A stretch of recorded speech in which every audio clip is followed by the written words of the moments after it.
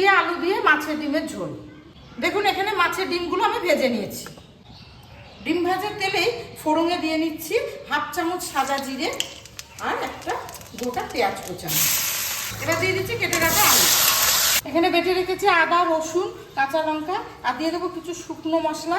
1/2 চামচ হলুদ, 1/2 চামচ ধনে গুঁড়ো, 1/2 চামচ কাশ্মীরি লঙ্কার গুঁড়ো আর জিরে গুঁড়ো হচ্ছে 1/2 চামচ। এটা একটা পেস্ট বানিয়ে নেব।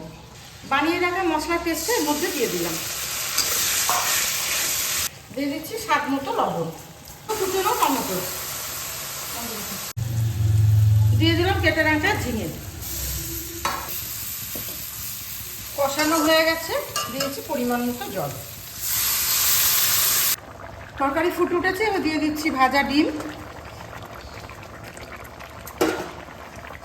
স্বাদ ব্যালেন্সের জন্য চিনি, ভাজা মশলা।